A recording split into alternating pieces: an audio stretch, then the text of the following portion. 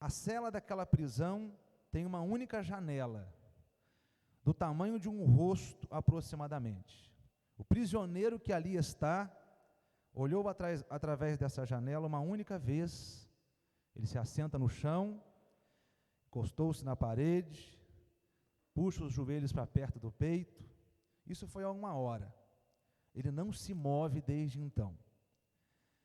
Por todos os seus crimes, ele sabia que seria executado naquele dia. Entre vários tipos de pena: multa, detenção, reclusão, prisão perpétua. Aquele homem recebera a pior das penas, a pena de morte. Ele está ali, sentado no chão, uma cela empoeirada, esperando o momento final. De repente, passos se aproximam. Ele ouve através da parede de pedras que o seu feitor se aproxima dele. Ele coloca a cabeça no meio dos joelhos, não olha para cima, a porta se abre. A partir daquele momento, a vida daquele prisioneiro mudaria para sempre. Mas antes de falar o que aconteceu com esse prisioneiro, eu queria registrar para os irmãos que a crucificação é uma das piores formas de execução. Na antiguidade, nós tínhamos esmagamento por elefantes e outras tantas penas, mas a crucificação era a pior delas. E estar como esse homem aqui, esperando para ser crucificado, era algo aterrador. Só que essas penas que eram feitas publicamente, e nós conhecemos bem, né, porque a de Jesus foi dessa forma, era para trazer um exemplo, para causar medo, para trazer um senso de justiça a toda uma sociedade. Pare e pense, assim como aquele homem que está esperando a porta se abrir e ser levado para ser crucificado, nós também estávamos numa situação parecida. Claro que espiritualmente, mas nós também estávamos numa situação parecida. Estávamos condenados a uma pena capital. Estávamos vivendo um tipo de vida onde a gente apenas aguardava o dia e a hora de sofrermos a nossa execução. Só que diferente daquele homem que espera para ser crucificado, a nossa execução seria por toda a eternidade. Mas, graças a Deus, algo muito especial aconteceu. Mas antes de falar de algo especial que aconteceu, eu preciso de falar o que colocou aquele homem naquela condição, esperando para ser crucificado e morto: o pecado. O que é o pecado? O pecado é um divisor. Ele provoca um abismo espiritual, porque ele separa o homem de Deus. Ele provoca um abismo social, porque ele separa o homem do seu igual, do seu próximo. Ele provoca um abismo psicológico, porque ele transtorna o nosso interior e nos faz estar divididos dentro de nós mesmos. Ele provoca um abismo até ecológico, porque transforma o homem num predador da natureza e num adorador da natureza. O pecado traz uma necessidade, a necessidade de reconciliação. Então o homem precisa se reconciliar com Deus porque ele está longe de Deus. O homem precisa se reconciliar com Deus porque o seu coração é contra Deus. O homem precisa de se reconciliar com Deus. Se ele não se reconciliar com Deus, quando a porta da prisão se abrir, aquele homem será, sim, executado. Eu serei, sim, executado. Para falar sobre reconciliação, agora sim, mas pode ficar sentado, não tem problema não. Queria ler com você 2 Coríntios 5. 2 Coríntios 5, a partir do versículo 18 até o 21, Paulo diz assim à igreja do seu tempo e a nós, igreja de todos os tempos. 2 Coríntios 5, 18. Ora, tudo provém de Deus, que nos reconciliou consigo mesmo por meio de Cristo, e nos deu o ministério da reconciliação, a saber, que Deus estava em Cristo reconciliando consigo o mundo, não imputando aos homens as suas transgressões, e nos confiou a palavra da reconciliação. De sorte que somos embaixadores em nome de Cristo, como se Deus exortasse por nosso intermédio. Em nome de Cristo, pois, rogamos que vos reconcilieis com Deus. Aquele que não conheceu o pecado, ele o fez pecado por nós, para que nele fôssemos feitos justiça de Deus. A palavra reconciliação, ela vem de uma expressão grega, katalassen. E essa expressão katalassen significa unir duas partes que estão em conflito. Por isso precisamos tanto de reconciliação. Porque, como eu disse ali um minuto atrás, o pecado ele nos separa. Então, precisarmos de ser aproximados. Reconciliação é unir duas partes que estão em conflito. Na definição de um teólogo chamado William Barclay, reconciliação ali na Bíblia significa restabelecer a nossa relação com Deus. Então, se reconciliação é unir partes em conflito, biblicamente, as partes em conflito ali sou eu, você e Deus. O que nós aprendemos nesse texto? Número 1, nós percebemos uma situação de separação, de inimizade, de necessidade de reconciliação, só que o interessante que o texto mostra para nós, que não é o ofensor que busca pela reconciliação. Em primeiro lugar, é o ofendido que busca por reconciliação. Observe no versículo 18, tudo provém de Deus. Ou seja, Deus é o autor dessa reconciliação. Deus busca essa reconciliação. É iniciativa divina essa reconciliação. Quem foi agredido, quem foi ofendido, quem foi atingido, é Ele que vai atrás. O Evangelho não é o homem buscando Deus, mas é Deus buscando o homem. Foi o homem quem caiu, foi o homem quem se afastou, foi o homem que se rebelou, mas é Deus quem o busca. E isso fica nítido logo quando nosso pai, ali, Adão, comete pecado, Deus o busca. Deus é quem corre na direção do homem para abraçá-lo, para trazê-lo para perto de si. Só que essa autoria de Deus, Deus se utiliza de um mecanismo para fazer isso. Ele se utiliza da cruz. Então a reconciliação é uma autoria divina, mas ela é efetivada na cruz do Calvário. A cruz do Calvário é o preço necessário, é o preço que deve ser pago para que a reconciliação aconteça. E aí é interessante a gente pensar, o que vem primeiro, a cruz ou o amor de Deus? Lógico, o amor de Deus. Não foi a cruz que gerou o amor de Deus, mas foi o amor de Deus que gerou a cruz. A cruz logo não é a causa, mas é o resultado do amor de Deus pelos ofensores. Então ali na cruz do Calvário a gente observa a grande prova do amor de Deus, a prova de um Deus de braços abertos, de mãos estendidas, buscando o homem, objetivando trazê-lo de volta ao lar. Um homem que virou as costas para Deus, que foi para longe de Deus, e Deus tentando trazer esse homem para o lar. Se Deus é o autor, se a cruz, podemos dizer que é o remédio, o agente dessa reconciliação é Cristo. Versículo 18 diz, tudo provém de Deus, mas é por meio de Cristo. Então Cristo é que executa essa reconciliação.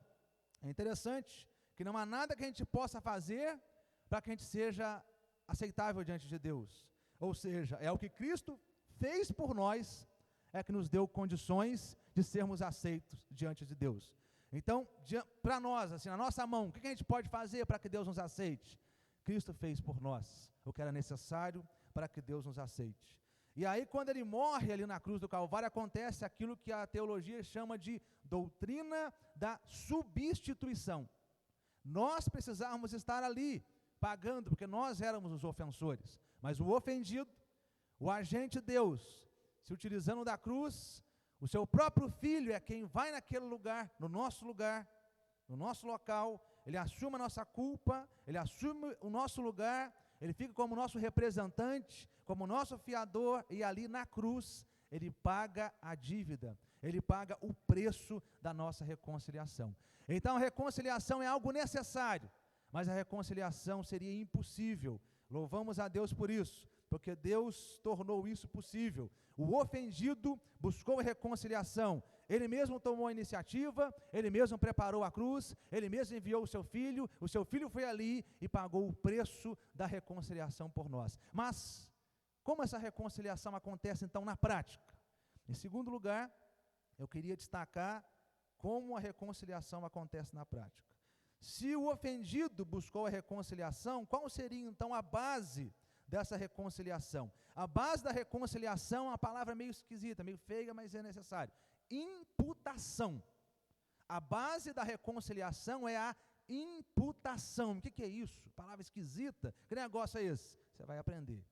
Primeiro, o texto nos fala, no versículo 19, que Deus não imputou ao homem as suas transgressões. Então, essa palavra meio feiazinha está na Bíblia, é uma palavra bíblica. Então, Deus não imputou ao homem as suas transgressões. E aqui nós temos que pensar em algumas coisas. Primeira coisa que a gente tem que pensar aqui, Deus está olhando para o homem e Deus não está fazendo vista grossa aos pecados do homem. Deus já está vendo, existem transgressões. Transgressões que precisam ser corrigidas. Transgressões que precisam ser reparadas. Só que Deus, ao invés de cobrar de quem provocou a transgressão, Deus não irá cobrar de quem provocou a transgressão. Então o versículo está dizendo isso. Deus não colocou na conta do transgressor a sua transgressão. Ou seja, nós temos aqui, pelo menos, duas informações interessantes. A primeira, uma linguagem bancária nós temos aqui. Deus não imputou. A expressão imputar é uma expressão bancária. Deus não lançou na nossa conta a nossa dívida. Ele não puniu o nosso pecado em nós. Então nós temos aqui uma linguagem bancária, mas nós temos também aqui uma necessidade. Porque se nós cometemos a transgressão, e essa transgressão não pode ficar impune, então, e Deus não coloca na nossa conta, alguém vai ter que pagar a conta. Então nós começamos a observar aqui, a justiça de Deus está sendo violada. Ela precisa ser satisfeita. Temos versículos na Bíblia que diz que a alma que pecar precisa morrer, que Deus não vai inocentar o culpado, que Deus não tem prazer no pecado. Então, como Deus vai agir nessa questão? Existe uma transgressão, existe um transgressor, mas Deus, numa linguagem bancária, não está colocando na conta dele a dívida que ele mesmo criou. Nós temos aqui uma situação que precisa ser resolvida. Aí entra a base da reconciliação. Deus colocou a nossa dívida, Deus colocou o nosso pecado na conta de Jesus. É o que está no versículo 21. Ele o fez pecado por nós. É na conta de Jesus que vai a nossa conta. É na conta de Jesus que vai a nossa dívida. Vamos usar a palavra mais correta. Nós tínhamos uma dívida impagável, mas que era nossa obrigação pagá-la. E Deus não coloca na nossa conta, mas Deus tira da nossa conta e coloca na conta de Jesus essa dívida. Então tem as expressões bíblicas, né? Ele vai sofrer o castigo da lei. Ele vai beber o cálice da ira de Deus, ele vai carregar no seu corpo os nossos pecados, foi lançado sobre ele as nossas iniquidades, ele foi ferido e traspassado. Essas expressões bíblicas estão apontando exatamente para isso. Existe alguém pagando um preço que não era dele. Existe alguém assumindo uma dívida que não era dele, e essa pessoa é Jesus. Então nós temos aqui a imputação, ou seja, o depósito. Deus já está depositando na conta de Jesus um cheque altíssimo, de um preço assim quase que impagável, olhando para a nossa limitação, para a nossa capacidade, mas Jesus tem condições sim de pagar. A conta dele é de uma tal forma, né, rica e poderosa, que o nosso cheque vai descontar na conta dele, e ali o cheque é compensado. E só que acontece uma outra coisa maravilhosa conforme o texto. Na conta de Jesus é colocada a nossa dívida. Só que o versículo continua. Para que fôssemos feitos justiça de Deus. Então Deus coloca na conta de Jesus a nossa dívida. E Deus coloca na nossa conta toda a riqueza da justiça de Cristo. Então imagina o seguinte, a conta de Jesus é uma conta abarrotada, riquíssima, e nós estamos paupérrimos, não temos nem condição de nos manter. Então nós temos uma dívida impagável. Deus pega a nossa dívida, desconta o nosso cheque na conta de Jesus, e pega um cheque dessa conta de Jesus e deposita na nossa conta uma riqueza inimaginável, uma riqueza impensável, uma riqueza incontável, e essa riqueza é que nos dá condições de caminhar, essa riqueza é que nos dá condições de seguir em frente, essa riqueza que nos dá condições de andar de cabeça erguida, essa condição de nós estarmos aqui servindo a Ele. Tudo isso foi pago, porque um valor imensurável foi colocado na nossa conta. Então existe uma imputação dupla. Deus imputa o nosso pecado em Cristo, e Deus coloca na nossa conta toda a justiça e toda a riqueza de Cristo à nossa disposição. Você já parou para pensar numa coisa? E essa é uma pergunta que acontece, aqui ou ali você já deve ter se feito, né? Se você comete um pecado, e não dá tempo de pedir perdão por esse pecado e você morre. Como é que faz isso aí? Como é que a gente resolve essa equação? Então, é umas perguntas que a gente fica por pensar, né?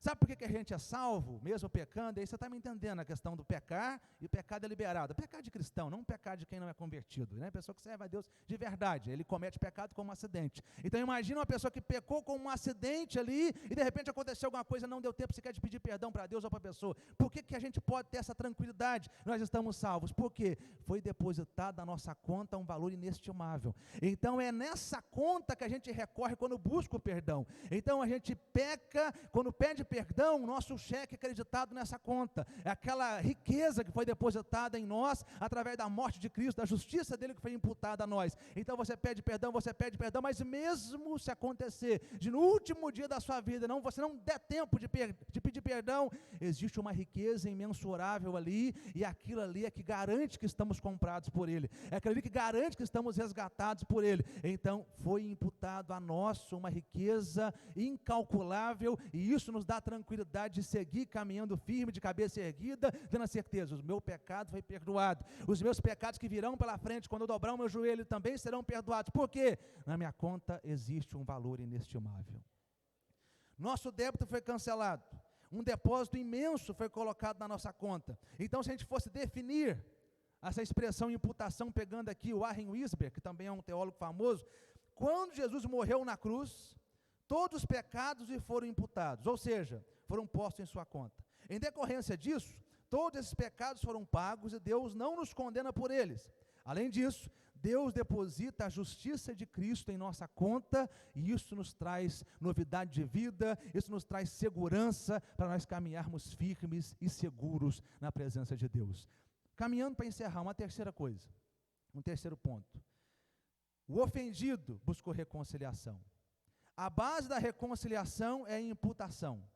Em terceiro lugar, uma terceira observação é, o ofensor, que lá atrás deveria ter buscado reconciliação, mas ele não tinha condição de buscar em si próprio, Deus é que vai atrás dele, esse ofensor, agora reconciliado, é transformado em um embaixador. O ofensor, agora, através da reconciliação, ele é transformado em um embaixador. O que é embaixador? Embaixador é aquela pessoa que é um porta-voz oficial de uma nação num país estrangeiro. Então, o embaixador americano no Brasil, ele é americano, mas está aqui, e aqui ele representa os interesses dos Estados Unidos. O embaixador brasileiro na China, ele está na China no interesse do Brasil, ele está ali num outro país, mas ele representa o interesse da nação de onde ele vem. Nós hoje, e aí é bom pegar o gancho até do culto, até do grupo, né? Nós somos embaixadores. Por quê? Porque lá atrás éramos os ofensores, mas através do que Cristo fez por nós na cruz do Calvário, nós somos transformados de ofensores em representantes de Deus hoje. Então, hoje você e eu, nós somos representantes de Deus, e como representantes de Deus, nós temos algumas coisas por fazer. Primeiro, nós temos uma missão singular. E que missão é essa? Ele nos deu o ministério da reconciliação, diz o versículo 18. Deus não só reconciliou o mundo consigo, mas agora Ele também nos comissiona, Ele nos envia para a gente proclamar essas novas, essas boas novas, essa boa notícia a outra pessoa, outras pessoas. Então eu e você, lá atrás nós somos resgatados, mas existem outras pessoas também para serem resgatadas, e elas serão resgatadas de que maneira? Através dos embaixadores, através das embaixadoras. Sou eu e você que Deus comissiona, que Deus envia nessa missão tão especial para proclamarmos aos outros aquilo que um dia foi proclamado a nós. Mas além de uma missão, nós temos essa missão tão importante, nós temos também uma mensagem que é urgente. E que mensagem urgente é essa? Versículo 20. Rogamos que vos reconcilieis com Deus. A expressão aqui, reconcilieis, que eu já falei qual é o verbo grego, ela é utilizada aqui numa forma, né, que lá os estudiosos do grego falam que é a tal da voz passiva. E que voz passiva é essa? Ela indica numa frase que o que está acontecendo ali não é uma ação da pessoa a quem o verbo está dirigindo, mas alguém está fazendo aquilo por ela. Então, reconcilieis aqui é uma ordem de Deus, mas só é possível se reconciliar porque alguém providenciou aquela reconciliação. Se Deus não tivesse providenciado essa reconciliação, jamais eu teria condição de ser reconciliado. Você jamais teria condição de ser reconciliado. Mas Deus preparou para nós. Então, se Ele preparou para nós, agora como pregadores da palavra, como embaixadores de Deus, nós precisamos de rogar, precisamos de pregar, precisamos de anunciar para os outros, para que os outros também façam como nós fizemos, para que eles possam também ser embaixadores, para que elas possam ser embaixadoras. Então, é urgente essa mensagem. Precisamos de ter isso nessa expressão, igual está ali, ó, rogamos, tem esse ar de urgência, tem esse ar de pressa, tem esse ar de importância. Então, nós precisamos de assumir esse papel de embaixadores. E aí, caminhando para encerrar, embaixadores têm missão, embaixadores têm mensagem, e embaixadores têm responsabilidades. E aí começa aquele paralelo interessante que o Reinaldo conhece muito bem, os pregadores conhecem muito bem, né, do embaixador. Quais são as responsabilidades do embaixador? São muitas, mas eu vou citar só algumas. Uma das responsabilidades dele é que ele vive numa terra estranha. Ali existe um outro idioma, provavelmente. Ali tem uma outra tradição, tem um outro estilo de vida, mas vivendo naquela terra, ele tem que cuidar da forma como ele vive naquele outro lugar.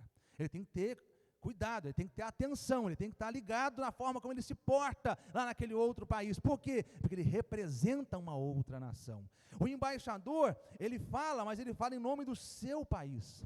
Ele fala em nome da sua pátria, ele fala decisões que foram tomadas na sua pátria, ele traz informações que foram entregues para ele da sua pátria, e aí pegando esse gancho de alguém que fala, ele não pode falar de si mesmo, ele deve transmitir uma mensagem que ele ouviu. E aqui é interessante eu citar, né, um dos nossos lá da Presbiteriana, Hernandes Dias Lopes, ele diz o seguinte: o embaixador só pode falar em nome do seu governo, a mensagem que ele recebeu do seu governo. Ele não cria a mensagem, ele transmite a mensagem. O embaixador entrega a mensagem do rei, com a autoridade do rei, mas ele não substitui o rei, ele é apenas um porta-voz do rei, mas ele não fala com autonomia, ele não fala da parte dele, ele fala porque Deus o comissionou, o rei o comissionou, então ele fala o que ele ouviu, aí ele fala. São responsabilidades do embaixador, então ele tem que ter cuidado aonde ele está, ele tem que ter cuidado com o que ele fala, ele tem que falar exatamente o que ele escutou, ele tem nas suas mãos a honra do seu país. Dependendo da postura que ele tem, dependendo da conduta que ele adota, as pessoas olham para ele e falam: é assim que se vive naquele país, é assim que se fala naquele país, é assim que se toma atitudes naquele país. Então ele é meio que um espelho do seu país, ele vai, mas ele vai para onde o seu país envia, ele não vai para onde ele quer, mas onde o país envia, e ele não se naturaliza naquele país, ele sempre é um estrangeiro naquele país, porque ele mantém a cidadania do lugar de onde ele veio. E uma outra coisa que eu acho muito interessante, é que o embaixador, por nunca se naturalizar no país onde ele está, ele possui a consciência de peregrino.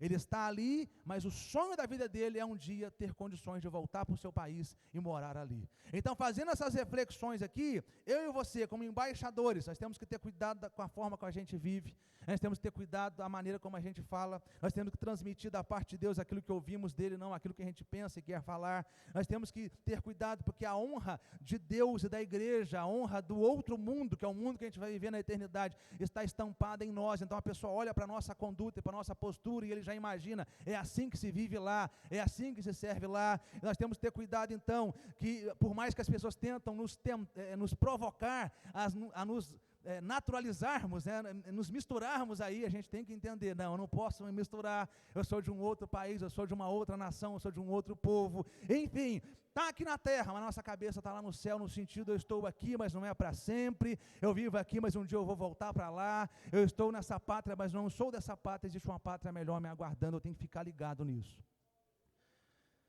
Eu queria encerrar aqui falando algumas coisas. Lembra do início da história, daquele prisioneiro? Aquela ilustração que o Max Lucado utiliza ali é a ilustração de Barrabás. Aquela pessoa que estava ali, todo atordoado, amedrontado, é uma ilustração que ele utiliza. Isso não está na Bíblia, é uma ilustração, é uma metáfora que ele usa para poder falar o que deve ter acontecido com Barrabás. Aquele é Barrabás, esperando para ser crucificado. Mas aquele também sou eu e você, esperando a nossa condenação. Só que de repente, cercado daquela prisão, empoeirada, paredes grossas, os passos firmes do carrasco ecoando, né, ecoando ali na parede. Aí quando a porta abre, né, quem sabe o Barrabás pensou assim, agora deixa eu levantar porque chegou a minha vez. Agora chegou a hora, né, provavelmente ele pensou, o cara vai dizer, a sua hora de pagar pelos seus pecados chegou, Barrabás. Só que ele não ouve isso. Eu não ouvi isso, você não ouviu isso. Ele ouviu uma outra coisa, provavelmente. Olha, você está livre. Pegaram Jesus e colocaram no seu lugar. Ele vai morrer no seu lugar. Aconteceu isso comigo. Aconteceu isso com você. Quando a porta abriu, a gente pensou, agora, estou morto. Não estou morto. Foi o dia que ele nos alcançou e a gente teve essa notícia, né? Alguém pagou o preço no seu lugar, alguém pagou o preço no meu lugar. E a gente foi tirado daquela prisão e chegamos aí fora na vida, né? O sol, nós estamos naquele lugar mais aprisionado, a liberdade, a tranquilidade. Algo extraordinário aconteceu. O que será que aconteceu aqui? O que será que aconteceu nessa ilustração que a gente trouxe? Que a gente pudesse, quem sabe, dar até o título da mensagem. O que acabou de acontecer com o Barrabás, acabou de acontecer comigo, com você, quando a gente se converteu? Aqui, uma frase. A graça aconteceu. A graça nos alcançou. Nós éramos ofensores e o ofendido foi que foi crucificado no nosso lugar. A gente estava lá dentro pensando, vai chegar a minha vez. Não chegou a nossa vez. Outro tomou a nossa frente, outro tomou o nosso lugar, outro pagou o preço por nós e de ofensores fomos transformados em embaixadores. E agora? O que eu faço disso? E agora? O que você faz disso? Isso traz implicações para a nossa vida. Se eu sou embaixador, tenho responsabilidades, como eu disse. Se eu sou embaixador, tenho missão, conforme eu disse. Se eu sou embaixador, tenho mensagem, conforme eu disse. Mas se eu sou embaixador, se eu participo de um reino, que tem um rei, que tem um príncipe, que tem um porta-voz, né, que tem toda essa metáfora aí do reino, nós também temos o risco que nos rondam de vez em quando. São vários, mas eu quero mencionar só um e caminhar para encerrar. É só uma abertura de parênteses e fecho imediatamente. Quem sabe aqui para a gente conversar num outro momento. Como embaixadores, nós corremos alguns riscos. Eu queria concluir falando sobre esses riscos.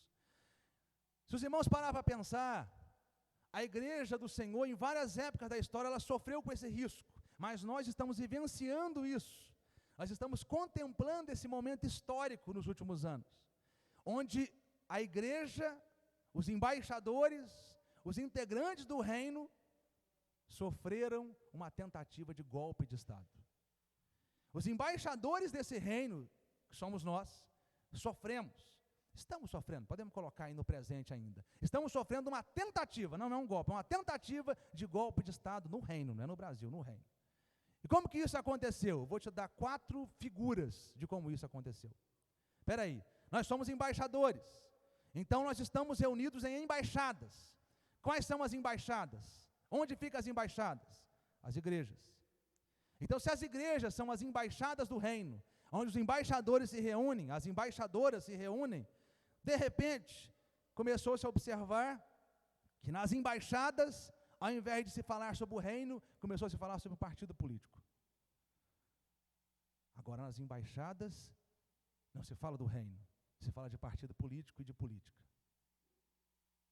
De repente, alguns embaixadores proeminentes, que têm grande influência sobre o reino, ou no reino, não como rei, mas como pessoa, de repente, esses grandes embaixadores passaram a ser cabo eleitoral dentro da política brasileira. Continuando, as embaixadas agora não se tratam mais do reino. Embaixadores proeminentes não falam sobre o reino, falam de política. A constituição do reino, naquela metáfora, né, do reino, que eu não vou entrar aqui, na metáfora do reino, a constituição do reino é a Bíblia. De repente ela começou a ser utilizada fora do contexto para respaldar posicionamentos políticos dentro da igreja. Quarta figura. A quarta figura, a proclamação do reino, que é uma responsabilidade nossa, que eu falei, nós temos uma mensagem. De repente, ela estava com um teor político partidário. Nos últimos 5 anos, 4 anos, o reino de Deus, não o reino de Deus no mundo inteiro, mas o reino de Deus, especialmente no nosso país, está sofrendo uma tentativa de golpe. Eu queria desafiar os irmãos aqui essa noite a pararmos um minutinho e pensarmos, será que a gente não contemplou isso aqui ou ali? Será que a gente não viu isso nas redes sociais? Será que a gente não viu isso na TV? Será que a gente não viu, às vezes, até na nossa cidade, em algum lugar? De repente, as embaixadas, agora não são embaixadas de Deus, são comitês políticos. Os embaixadores não são pregadores do Evangelho, são cabo eleitoral. A Constituição, que é a palavra, agora não é mais para ser pregada, para ensinar a gente sobre a nossa vida espiritual, a nossa vida com Deus. Não, elas são utilizadas aqui ou ali, tira um versículo de cá, põe para lá, para poder falar, esse é bom, aquele é ruim, e assim vai. É para parar para pensar. Nós somos embaixadores de Deus. As irmãs são embaixadoras de Deus. Deus não nos chamou para esse papel. Se Deus nos chamasse para esse papel, se esse fosse o nosso papel preponderante, não precisava de Espírito Santo aqui, bastava só a Constituição enquanto pessoa jurídica. Só isso, a gente se reunia aqui como um clube, se reunia aqui como um grupo, como um grêmio estudantil, como um grêmio político, como um partido político, enfim, a gente se reunia e buscava os ideais, sem nenhum problema. Agora aqui é uma igreja. Aqui é o povo de Deus, aqui estão os embaixadores de Deus, aqui estão as embaixadoras de Deus, e o grande desafio de Deus para nós, fechando essa mensagem é, por que Deus nos tirou daquela cela empoeirada? Porque Deus te resgatou daquela cela empoeirada, foi para quê? Foi para cumprir o papel de embaixador, foi para cumprir o papel de embaixadora. Então você tem uma mensagem importante para ser falada, prega essa mensagem. Você tem uma missão urgente para cumprir, então cumpra essa missão. Você tem responsabilidades grandes, você tem várias ali, mas tem outras tantas, então cuide dessa responsabilidade. Cumpra o seu papel de cidadão, claro, com certeza, mas esse ambiente, esse púlpito, essa palavra, essa função aqui pastoral, a sua função como embaixador, essa aí é uma outra conversa. Aqui não se trata de reino terreno, aqui se trata de reino eterno. Nós não estamos abordando uma questão de 4 anos, estamos abordando uma questão de ir para o lado direito, para o lado esquerdo, ir pelo lado do centro, não. Aqui é uma questão que envolve a eternidade. Então que Deus nos ajude a sair daqui nessa noite com essa consciência, e pegando até os exemplos dos irmãos aqui, todas as vezes que os irmãos vierem aqui na frente cantar, todas as vezes que for um culto dos embaixadores, lembre-se disso, você é um embaixador, você é uma embaixadora, existe uma missão nobre para você fazer. Existe algo importantíssimo para você fazer, e não são essas coisas rasas aqui dessa terra. Existe uma eternidade pela frente, existe um outro mundo pela frente, e Deus conta comigo, Deus conta com você. Eu queria fazer uma oração, queria te convidar, se você puder ficar de pé, para nós orarmos, nos colocarmos diante dEle, direcionar o nosso coração para refletir aquilo que Ele falou conosco, refletir aquilo que Ele tratou acerca da nossa vida, em várias áreas da nossa vida. Quando eu vim para cá para trazer essa mensagem, quando eu fui convidado, na verdade, para trazer essa mensagem, que estudando cheguei nessa conclusão, de falar isso com os irmãos, no meu coração eu tinha a convicção de que, ao mencionar essas coisas, sobretudo essa última, seria aquela parte de baixa, por isso que eu falei no final, não falei no começo, porque senão seria aquela parte baixa. Por quê? Porque é uma coisa que eu particularmente me envergonho. Uma coisa que particularmente me deixa triste, porque os irmãos viram aí fora como é que foi. De profecias a tudo que você imaginar, se falou de um resultado, e esse resultado não aconteceu. Das duas, uma. Ou Deus não falou, ou não sei o que aconteceu. Mas sabe o que é isso? Politizaram a fé.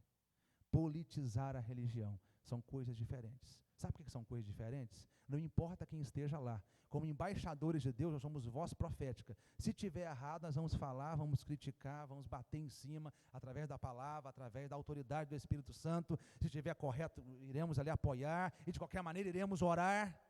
E aí vem a pergunta para os irmãos. Outubro do ano passado, final do mês de outubro do ano passado, eu lembro que eu entrei na igreja para poder cultuar, e eu percebia claramente, os irmãos até sem condição de orar, porque a gente tinha acabado de ganhar a eleição. Sabe por quê? Politizaram a fé.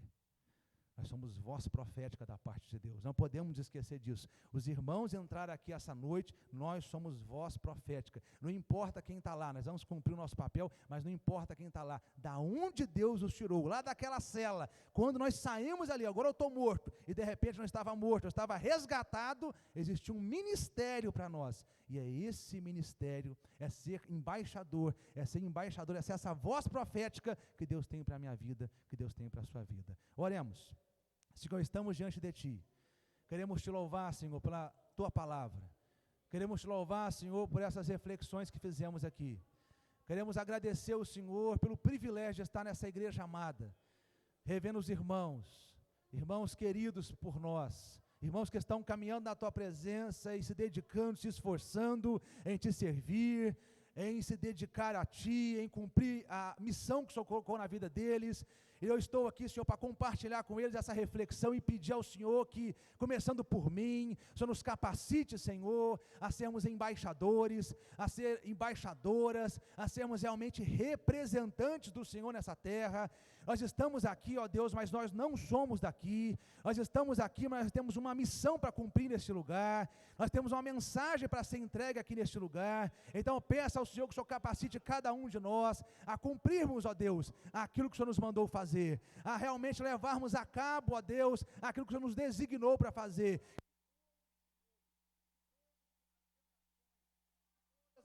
As tentativas, ó Deus, do adversário em tentar minar, em tentar nos atrair, em tentar nos seduzir, ó Deus, com os manjares, com os banquetes, com as mesas, e até com os privilégios, ó Deus, de sermos aí os profetas de Baal, ali que estavam sempre na mesa de Jezabel. Que o Senhor tenha misericórdia de nós, que o Senhor nos livre disso. Nós estamos aqui como voz profética, nós estamos aqui como instrumentos do Senhor, para fazer a diferença, para levar a Tua palavra, para trazer realmente a direção certa, para iluminar onde está escuro, para trazer paz onde está em agonia. Que o Senhor nos ajude, Pai, que o Senhor nos capacite. Nós confiamos em Ti e Te agradecemos por tudo, em nome de Jesus. Amém.